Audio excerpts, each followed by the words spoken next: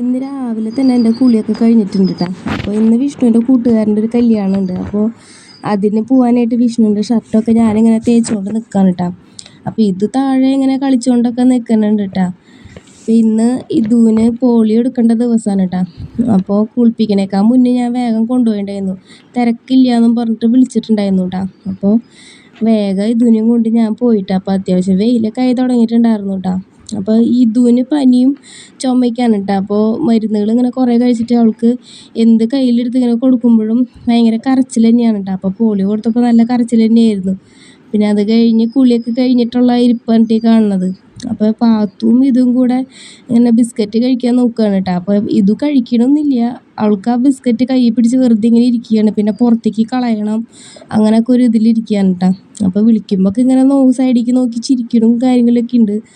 അപ്പോൾ പാത്തു അത് കളയുന്നേക്കാൾ മുന്നേ അത് പിടിക്കണൊക്കെ ഉണ്ട്. അപ്പോൾ അവൾക്ക് അത് കളയണം എന്നുള്ള ഇതിൽ അങ്ങനെ ഇരുന്ന് കളിച്ചുകൊണ്ട് നിൽക്കുകയാണ് ട്ടാ.